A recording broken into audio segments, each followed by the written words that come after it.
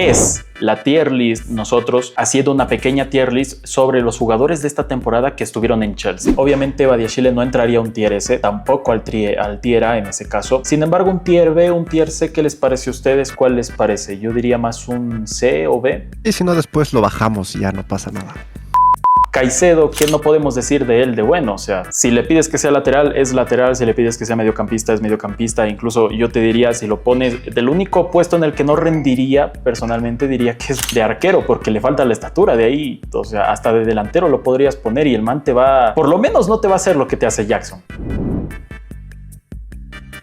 Concuerdo. Joao Félix sin duda tiene bastante talento, pero ese talento no lo refleja el campo como tal. Y solamente estamos desperdiciando dinero por parte de la directiva. Y pensé que su cesión al Milan lo iba a despertar, digamos, o hacer que mejore. Tuvo un inicio bueno, pero luego todos ya conocemos de lo que es Joao Félix realmente en cuanto a consistencia. Solamente espero que salga de una vez del Chelsea, salga vendido porque no muchos clubes van a querer pagar mucho por él. Bien, pucha, sí, como dije, me va a doler hablar de Joao Félix porque personalmente este jugador, yo soy de esos que sí le veía potencial. Bueno, ¿quién no le ha visto potencial a Joao Félix, mejor dicho? O sea, este muchacho muestra características cuando le da la gana, pero me recuerda al típico estudiante que es bueno, pero que no está centrado, que no está enfocado en hacer su trabajo, y ese es el problema. No importa lo bueno que seas, no importa lo talentoso, si al fin y al cabo, como esto es un trabajo, no eres un profesional con tu trabajo. O sea, Joao Félix muchas veces se siente más que él entra a jugar porque le están pagando prácticamente y no por demostrar de lo que él es capaz. En su selección, en los clubes que juega, pasó del Atlético al Barcelona, ahora en Chelsea 2 veces, en cambio, en Chelsea una sesión y luego acá que lo terminamos comprando porque el destino es así y no trajimos a Samu Amorodion, que realmente ahorita en esta temporada nos pudo haber venido bien tener un 9 cuando se lesionó Marguiu y cuando se lesionó Nico Jackson. Entonces termina llegando un Joao Félix que yo quise verlo cuando llegó de la forma más positiva posible. Yo no esperaba ver a Palmer como extremo, ver a Palmer como 10 primeramente. Entonces yo me imaginaba en un principio que entre Nkunku y Joao Félix iban a estar oscilando esa posición en Premier League, pero resultó Palmer como 10 y al final terminé viendo más a Joao Félix y a Nkunku o como 9 o como extremo izquierdo. Y bueno, a la final, a media temporada, se termina yendo un Milan que debuta con gol, luego termina marcando una asistencia y otro gol al final de la temporada. Y ese es todo su aporte en un Milan que el primer día en el que estuvo lo amaban, lo estaban ya prácticamente comprando por el dinero que hubiéramos puesto, pero termina cerrando una temporada en la que la hinchada y el propio Milan terminan siendo muy claros en que Joao Félix no debe volver a pisar Milan. Entonces, como lo dice Sebas y como lo dice Ricardo, va a ser difícil y lo mejor sería sacarnos de encima a un Joao Félix que, mira, si hay que depender del ánimo de un jugador, creo que no vale la pena retenerlo acá. Y va a ser difícil, personalmente pienso eso, deshacernos de un Joao Félix que, pues, ¿qué equipo te quiere pagar lo que vaya a pedir el Chelsea por él? No te van a pagar más de 30 millones por un Joao Félix que a sus 24 años se siente más cerca del retiro que de recuperar su carrera. Entonces, bueno, creo que todos estaríamos de acuerdo en ponerlo, si no es el tier C, es el tier D de calle. Continuemos y bueno, esto le va a alegrar más a Ricardo porque él dijo que le gustaría hablar más de jugadores que han aportado en esta temporada. Y sin lugar a dudas, creo que vas a tener algo interesante que decir de un Enzo que tiene sus detractores, tiene sus admiradores y que tuvo una temporada cuanto menos interesante, me atrevería a decir yo, porque no inició como una gran estrella, no inició como el Enzo de 120 millones, pero acaba de terminar la temporada como quizás no el Enzo de 120, pero sí un Enzo que cuesta mucho. O sea, es un Enzo cuyo valor en el campo se siente en los partidos, a mi parecer. ¿Qué podrías decirnos tú? Y yo vi mejoras por parte de Enzo Fernández, sobre todo al momento momento de atacar, ¿no? Un Enzo que no tiene miedo de subir más, que da asistencias, un Enzo que cierra la temporada con un gol con el que inicia la remontada para la Conference League, para la final frente al Betis. Un Enzo que me gustó lo que ha hecho, repito, al momento de atacar tiene muy buena química con Palmer, juegan a toques bastante rápidos.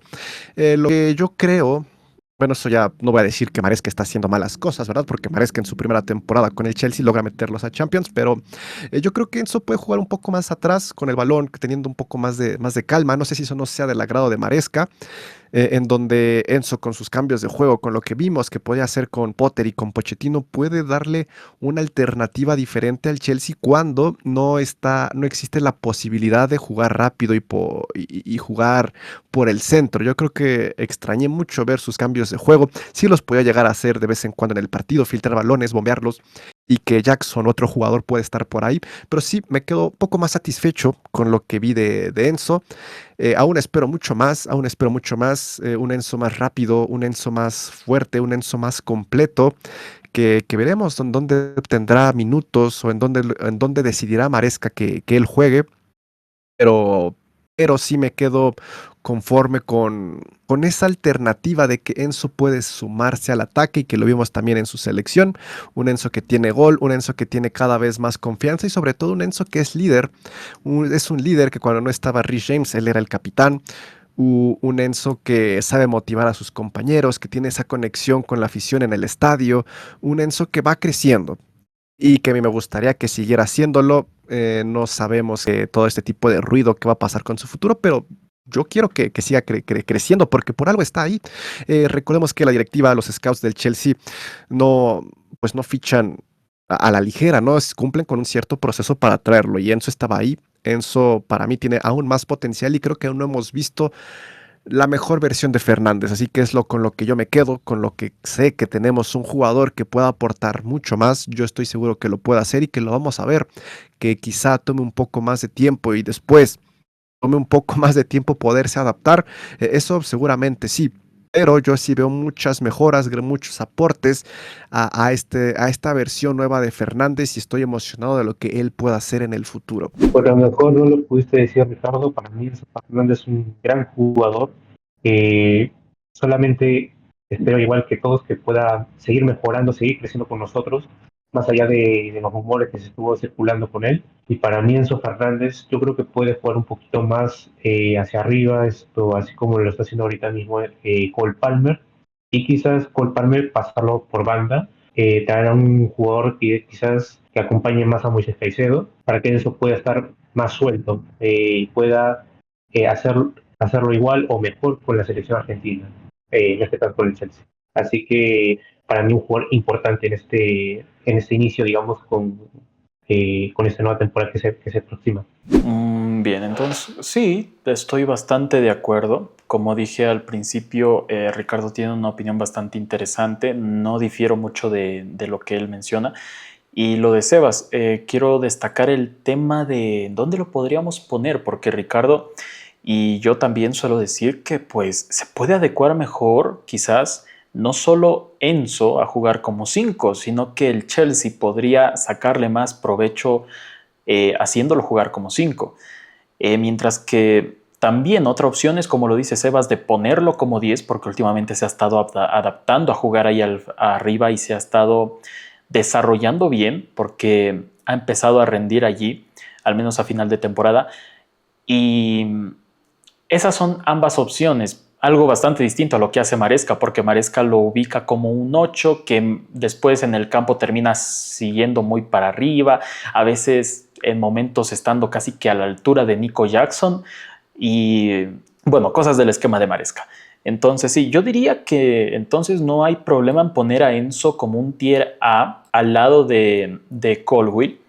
Bien, entonces, bueno, para este punto yo voy a hablar de lo que fue para mí la temporada de Fofana. Para mí Fofana tiene dos puntos de inflexión en esta temporada. Primero, cuando estaba sano y segundo, cuando estaba en la enfermería. Fofana sano, sin lugar a dudas, nadie le podía quitar el puesto en Premier League. Estaba junto a Colwill consolidando lo que es la defensa más segura que pudimos haber tenido en esta temporada. Tuvimos falencias, ojo, la defensa del Chelsea no se destacó en el inicio de la temporada por ser impenetrable, ni mucho menos. Lo que para mí destacó más al Chelsea al inicio de temporada es que marcábamos más de lo que nos marcaban. Y el mayor ejemplo de esto son los partidos contra el Wolverhampton o el partido contra el Brighton, donde terminamos haciendo un 6-2, 6-3 más o menos contra el Wolver, y contra el Brighton un 4-2. O sea, marcábamos más de lo que nos podían marcar. Sin embargo, Fofana individualmente sí me atrevo a decir que tenía un nivel bastante alto. No me esperaba tan alto ese nivel. Sin embargo, aquí está el problema por el que yo no podría ponerlo en tier A o en tier S, y es que Fofana pues se termina lesionando, y además de eso, porque obviamente la lesión no tiene culpa en él, no habría razón para bajarle el precio a este jugador, sino que termina tomando la decisión de no operarse a cambio de llegar más pronto a volver a jugar con el Chelsea. Algo que, miren, en casos generales es la peor decisión que puedes tomar para el futuro de un futbolista, no operarte, no tomar como prioridad la salud y el futuro futbolístico de un futbolista que nadie me puede negar esto. La carrera de un futbolista es más corta que cualquier otro deportista, o sea, a los 30 años ya se los considera veteranos que están más cerca del retiro que del prime, que les solemos decir. A diferencia de, por ejemplo, la Fórmula 1, que la gente que lo vea sabrá reconocerme a quien se llama Fernando Alonso, este joven español que ya va más cerca de los 40 años que de los 30, entonces, y igual sigue compitiendo a máximo nivel. O sea, ese es el problema con los futbolistas. Y la decisión de Fofana de no operarse, donde los médicos le decían vas a volver en no menos de 3 meses, prácticamente para el final de temporada. Pero Fofana decide que no quiere operarse y que lo mejor era recuperarse por sí mismo y volver lo más pronto posible. Termina volviendo, jugando, si no mal recuerdo, 1 o 2 partidos, uno como lateral y otro como defensa, y termina volviendo a lesionarse. Entonces, para mí, no deberíamos ponerlo por debajo del B, porque tampoco es que jugó mal cuando lo hizo, pero el haberse lesionado, el no poder estar presente con nosotros, yo lo pondría en tier B como mucho. Aquí tenemos a Mark View, un jugador que la verdad me gusta, tiene características bastante interesantes, pero en esta temporada lamentablemente, como a muchos de los jugadores de Chelsea les pasa, que suele lesionarse. Y justamente tenía la oportunidad de poder tener mejor constancia, tener un mejor rendimiento en cada partido y sentar por fin a Jackson, pero lamentablemente se lesiona en el mismo partido y creo que la misma forma con la que se lesionó justamente Jackson. Y ahí se perdió su gran oportunidad para poder ser posiblemente titular en el Chelsea. Y bueno, ahora mismo se acaba de recuperar. Entró justamente en el último partido de Conference, en la final, y creo que lo más probable que lo vayan a hacer es que traen a otro delantero, cosa que a mí sería lo ideal para que pueda tener un mejor rendimiento, y si no, pues yo creo que no viene mal tener un tercer delantero, porque ya sabemos lo que pasa con los delanteros acá del Chelsea. Así que yo creo que para mí, porque no hizo una mala temporada dentro de lo que cabe, de lo que ha jugado, porque tiene mejor presión a los rivales, más que Jackson, sin duda. Yo creo que para mí también sería una C, porque tampoco no podemos hablar mucho de lo que hizo, ya que estuvo casi toda la temporada lesionado. Un malo gusto que para mí fue una de las decepciones más grandes en esta temporada. Yo me acuerdo que con Mauricio Pochettino volaba, era sumamente ligero y podía llevar el balón y bajar a defender y ganar físicamente y defender y hacerlo muy bien. Y en esta temporada lo vimos jugando de 10, lo vimos jugando de extremo, de carrilero, de lateral, y en ninguna logró adaptarse. Hasta se le olvidó cómo centrar, básicamente, ¿no? Se le olvidó cómo jugar al buen malo gusto y a ver, yo entiendo que ante la ausencia de Reece James él podía ser una buena alternativa, pero ahora no lo veo cumpliendo de ninguna manera. Jugando de lateral y subir un poco, pues ok, lo entiendo, pero en esa temporada lo vimos incluso que le ganaban la espalda en varias ocasiones. Cuando malo gusto se mete un poco más al medio, ni siquiera tanto cuando toca el borde del área grande, no sabe qué hacer. Por ejemplo, Palmer en esa situación puede jugar a perfil cambiado y manda un centro letal y genera una oportunidad de la nada. Pero Malo Gusto no tiene esa habilidad para poder centrar. Malo Gusto no tiene la habilidad para encarar, para quitarse a jugadores de encima. Malo Gusto prácticamente perdió su esencia. Y si a mí me preguntan qué espero de él en el futuro, pues ya no me molestaría ni siquiera si sale vendido, si sale cedido. Me preocupaba a inicios de temporada porque Rhys James estaba lesionado y lo que sea, pero ahora que Rhys James está de regreso, puedo poner como una alternativa a Chimpong o buscar otras soluciones, por lo que Malo Gusto para mí está lejos de recuperar su nivel, lejos de poder ser titular en el Chelsea y está más cerca de salir que de consolidarse en esta plantilla. Perfecto, en ese caso no habría problema en poner a Malo Gusto en el tier D. En este caso, me tocó uno caliente. Ok, eso suena mal. Me tocó Nicolas Jackson, el delantero titular de casi toda la temporada, de no ser porque se lesionó, del Chelsea. El hombre que consigue marcar un gol de una forma tan extraña en la final. Creo que ese es el recuerdo que todos tenemos de él, ese gol en el que Palmer le da un centro que claramente, de no ser porque era un centro tan bien puesto, pues yo creo que es más gol de Palmer que del propio Jackson, que lo único que hace es poner el pecho. Y es más, yo diría que Palmer, bueno, que Jackson no tenía ni planeado poner el pecho para que entre. Y bueno, este partido, sí, es más, el partido contra el Betis es un buen ejemplo de lo que ha sido la temporada de Jackson en general. Marca goles que uno pensaría que son difíciles de marcar, o sea, y después, cuando tiene que hacer jugadas como fue la siguiente jugada que tuvo para hacer el 3-1 y sentenciar, liquidar por él mismo con un doblete este partido, termina teniendo un mano a mano frente a un arquero o una jugada sencilla por lo general, y resulta que manda el balón muy lejos, se le va quizás la fuerza con el pie, o tiene el mal cálculo, o pensaba dar un pase, no sé, quizás él había apostado a que el Betis no le ganaban por más de 2 goles, y termina vendiendo el balón. Y una ocasión que en toda la temporada pasaron estas cosas. En toda la Premier League hubieron situaciones donde ocasiones muy importantes que pudieron haber sido el resultado de una victoria o un empate que nos pudo haber dado un punto de oro en algún momento, Jackson se las termina comiendo. Por lo que, si bien es cierto, hay que compararlo con su anterior temporada con 18 goles y tantas asistencias. Es más, su temporada actual fue peor que esa. O sea, para mí, a pesar de que es difícil venderlo, yo sí lo pondría en un tier D solo por lo que es para mí lo que yo espero de un delantero del Chelsea. O sea, yo sé muy bien que a Maresca le gusta a Jackson porque abre espacios, se congenia muy bien con Palmer y juega para el equipo en ese sentido, pero si nos ponemos en ese sentido, podemos poner a cualquier otro jugador. Es más, Tosin Adarabioyo podría hacer el mismo trabajo sin tener que enfrentarse al arquero individualmente y tener que ser él el que marque los goles. Eso no es lo que uno puede esperar de un delantero, de un 9, alguien que tiene que ser el que firme los goles al final de cada jugada. Entonces, a mí mínimo un tier C, sí, yo diría que tier C tirando hasta para el tier D, por lo que sí, así quedaría Jackson para mí. Rhys James, estando bien de salud, para mí sin ningún tipo de dudas es un lateral completo, uno de los mejores cuando ganamos esa Champions. Lástima que se haya lesionado mucho, que eso lo perjudicó bastante, pero igualmente sigue siendo un jugador indispensable para mí, y muchos creo que estarán de acuerdo.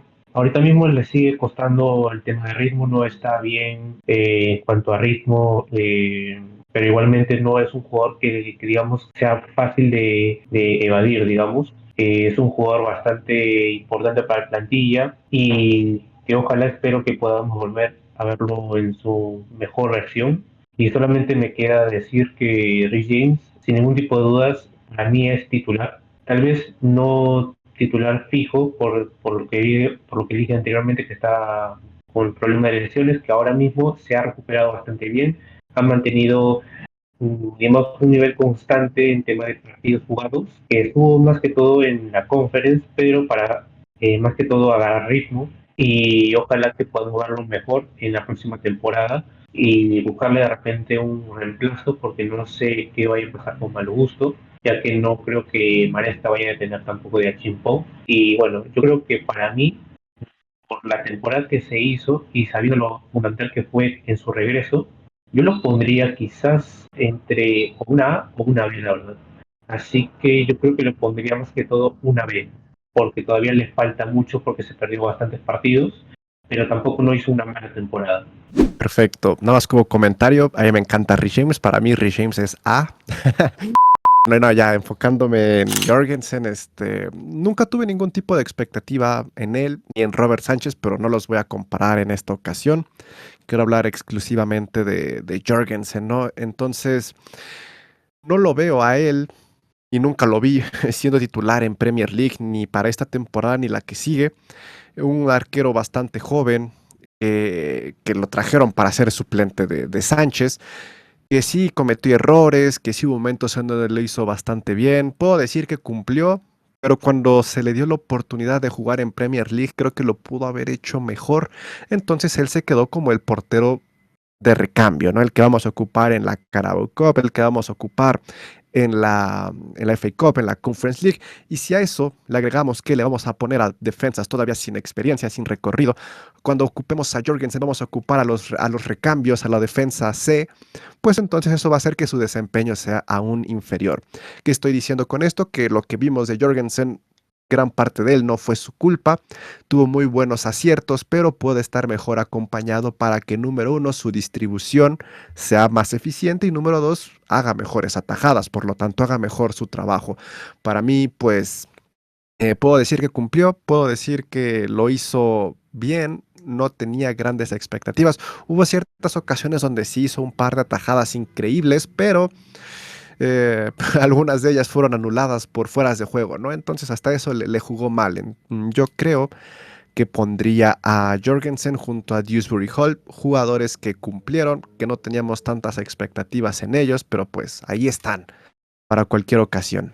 Muy bien, y concuerdo bastante con Ricardo al respecto, es lo único que puedo mencionar. Bien, voy a continuar con... A ver, este es... ¿Quién es, muchachos? Ya me perdí. No sé si es Kellyman, pero pues él nada. O no sé. Creo que sí, pero si es Kellyman, probablemente no hay que tomarlo en cuenta porque no ni siquiera ha jugado. Sí, no, ni siquiera sabemos quién es. Voy a continuar, esta vez me ha tocado con Romeo Lavia. Ok, es un poquito complicado hablar de Lavia porque obviamente la palabra Lavia y sano no van en la misma oración casi nunca. Y esta temporada, es más, tuvimos a Romeo Lavia sano mucho más tiempo de lo que lo tuvimos en otras temporadas. ¿Qué puedo decir de la temporada en general de Romeo Lavia teniendo en cuenta cuando jugó, cuando no jugó por lesión o cuando estuvo y tal vez no rindió al nivel esperado? Bien. Romeo Lavia cuando jugó tuvo dos versiones, la versión de inicios de temporada donde se complementaba bastante bien con lo que era Enzo Fernández, sobre todo. Recuerdo que Moisés Caicedo le costó un poquito iniciar la temporada junto a Romeo Lavia. En pretemporada se lo vio un poquito incómodo, diría yo. Es más, en pretemporada contra el City creo que terminó dándole un pase gol a Erling Haaland. O sea, había que pulir esos detalles entre el mediocampo, entre Lavia, Caicedo y Enzo. Y por esta temporada, Romeo Lavia en su buen momento fue fundamental para lo que fue el mayor problema del Chelsea, que es el tema de la defensa. O sea, Romeo Lavia, Moisés Caicedo son una especie de seguro antes de llegar a tener que ocupar las acciones defensivas de Colwill, de Chalobah, de Adarabioyo o de Fofana. Romeo Lavia estaba allí siempre que Caicedo no podía defender a algún delantero, alguna contra. Ya sabemos que el Chelsea, cuando está Romeo Lavia, permite a Caicedo y a Enzo Fernández subir más de lo que normalmente lo hacen, lo que permite al Chelsea presionar arriba, atacar más, recuperar balones arriba y sobre todo generar muchas más ocasiones de las que genera normalmente sin Romeo Lavia. Eso es Lo que yo suelo decir en mis videos, la seguridad que te da, normalmente lo digo de Caicedo, pero también Romeo Lavia, que le permite a Caicedo en este caso no ser un cerrojo defensivo, sino ser más una especie de recuperador en el último tercio o un poquito cerca al último tercio, cortando contras bastante temprano de los rivales, permitiendo que, por ejemplo, Palmer, Enzo, agarren a la defensa rival mal parada y filtren balones o hagan centros que, pues bueno, ya sabemos que en muchos casos llegamos a desperdiciar, pero esa es la primera cara que yo le veo a Romeo Lavia, fundamental en lo que es el complementar el mediocampo del Chelsea, el funcionamiento del equipo para Maresca. Y luego está cuando se lesionó, que tristemente pasó. Ok, no voy a inferir mucho en eso, porque obviamente nadie quiere que un jugador tan fundamental para el Chelsea se lesione. Sin embargo, luego cuando regresó, ¿qué fue lo que pasó? Se sintió un poquito más lento, a veces se lo sintió un poco que no se complementaba bien con Enzo o con Caicedo. En otras ocasiones entraba a partidos donde se sentía desconectado del ritmo del juego, me atrevo a decir. No sé si ustedes tengan algo contrario o algo distinto a lo que yo podría decir en este caso, pero Romeo Lavia en esa situación, teniendo en cuenta la lesión, el buen nivel al principio, el mal nivel con el que volvió, o bueno, sí, mal nivel para no hacerlo más largo, no podría ponerlo más arriba de un tier B y quizás un tier C si es que me apuran un poco. Perfecto, en este caso, bueno, lo voy a poner entre medias y, bueno, Sebas, te toca Noni Madueke. Madueke, ¿qué podemos decir de él? Es un jugador que es bastante irregular. Es lo que mejor lo define. Te puede hacer un buen partido y luego de 10 nada, desaparece por completo. Que siempre ha sido un jugador que sabe muy bien cómo jugar el uno contra uno, es bastante arreglador, pero al momento de definición no hace nada. También fue bastante egoísta en algunos, por no decir en muchos partidos, donde tenía bastantes jugadores solos como para que ellos puedan terminar la jugada y que ha desaprovechado bastante en el Chelsea. Es un jugador que no lo veo como para titular bajo ningún concepto y que para la mejor versión de él quizás hay que darle más tiempo. No sé cuánto, la verdad, porque ya lleva con nosotros ya creo que 2 temporadas, corrígeme si estoy mal, y yo creo que una buena sesión no le caería mal. Es lo único que puedo decir más que todo de Madueke, que yo creo que su nivel más que todo podríamos verlo más en conference, ojo, solamente por él. Así que yo creo que dentro de lo que cabe, por nivel yo lo pondría más que todo en C, porque no es más ni no es más que James o la misma altura que ellos, los que están en B. De hecho está en la misma categoría que Jackson. Más que todo porque le faltó bastante, más que todo toma de decisiones, que eso fue lo que más perjudicó al club. Muy bien, y parece que a Ricardo le tocó a alguien que según cómo lo veas es interesante o no. ¿Qué nos puedes decir, Ricardo, de Mudryk? Mudryk es un caso bastante, bueno, que a mí me da tristeza porque se pierde media temporada por algo que ni siquiera sabemos que si fue real o no. Ni siquiera sabemos cuál fue la raíz exacta de todo esto. Por ahí sonaba una sustancia ilegal que me quiero imaginar que él no estaba consciente de lo que estaba haciendo, que fue un accidente. Ni siquiera eso sabemos, ¿no? Entonces ni siquiera puedo decir un comentario algo acertado porque ya tiene mucho tiempo que no lo vemos. Sé que estuvo ahí en la final viendo a sus compañeros, qué bueno. Pero vimos un Mudryk a inicios de temporada que en Conference League al menos que sí tenía un poco más de confianza en sí mismo, que podía tirar de larga distancia y que todos queríamos ver que pudiera continuar de esa manera ahora en la Premier League. Pasó este incidente, este escándalo, lo que sea, y desapareció. Desapareció y nadie sabe en dónde está. No sabemos si podemos contar con él en la siguiente temporada o no. No sabemos absolutamente nada de él. Entonces, al no saber nada de él, pues yo lo pondré en un C, en un D, o sin la expectativa de que pueda pasar algo a corto plazo con él, ni que se pueda, porque ya se perdió medio año de entrenamiento, es como medio año pues, echado a la basura, que aquí el máximo afectado únicamente es él, porque estamos acabando con su confianza, con su ritmo, con lo que sea. Entonces muy difícilmente lo podamos ver de regreso en un buen nivel y en un tiempo medianamente corto. Entonces C o D, pues a mí realmente igual. Ojalá esté bien, ojalá pueda regresar, ojalá pueda brillar y aportar lo que tenga que aportar.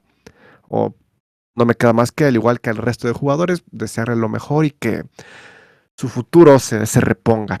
Sí, yo defiendo mucho a Modric, pero claramente no puedo venir acá y sentarme a decirles que Modric obviamente debería de ser B, C, A. No ha dado para eso, porque primeramente cuando jugó mayormente en Conference, porque el nivel anterior que mostró en la anterior temporada, pues no le daba para que Maresca diga, pues se merece un puesto de titular en Premier League.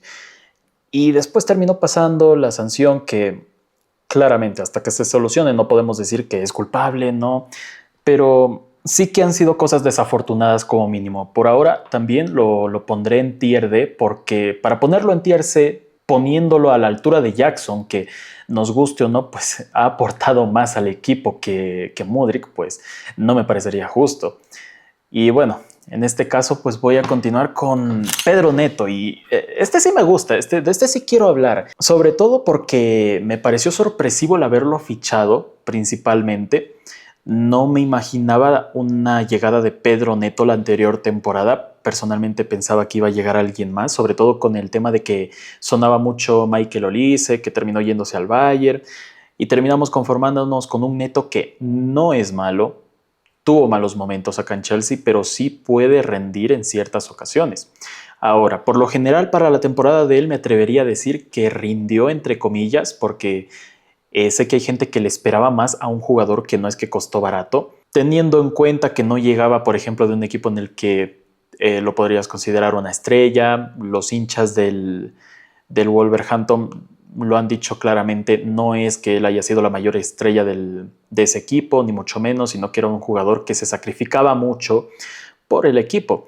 Pedro Neto en Chelsea ha aportado defensivamente cuando le ha tocado. Cuando ha tenido que entrar al cambio lo ha hecho sin rechistar, sin enojarse, muy al contrario del siguiente jugador que tendrá que hablar Sebas. Pues Pedro Neto es un jugador correcto, un jugador que siente el escudo, o quizás más que sentir el escudo, es un profesional, porque sentir el escudo se podría considerar de otra manera. Pedro Neto, cuando tiene que estar de suplente, es un suplente que sale al campo y rinde bien, y cuando tiene que ser un titular da todo de sí, quizás no con talento para merecer el lugar de titular, pero sí con sacrificio y garra, y creo que eso se lo reconozco. Hubieron buenos partidos de él, hubieron asimismo malos partidos de él. No puedo ponerlo, por ejemplo, al nivel de Colwill o Enzo Fernández. Y como en el tier B se encuentra, sí, me atrevería a decir que en el tier B es el lugar más adecuado para un Neto que terminó la temporada un poquito por lo bajo, pero que su inicio de temporada sobre todo fue bastante sobresaliente.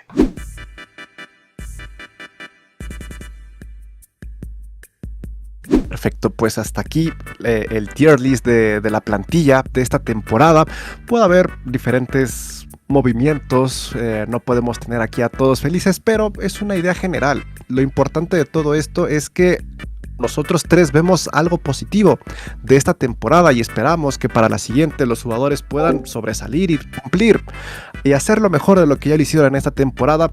La conclusión, Sebas, de todo esto, no sé tú qué opines, es que pues el Chelsea tiene futuro, el Chelsea puede hacer mejor las cosas, el Chelsea puede tomar mejores decisiones y estamos felices de poder estar aquí, de poder seguir viendo al equipo, de poder apoyarlo y de leer sus comentarios. Así que lo importante de todo esto es que nos dejen en los comentarios ¿ustedes qué opinan? ¿Cuál fue el jugador de la temporada, el jugador de excepción? ¿Cuál fue la figura? ¿Qué cosas se pueden mejorar? ¿Y qué podemos esperar de cada jugador para el siguiente año? Un fuerte abrazo y muchas gracias de nuevo por la invitación.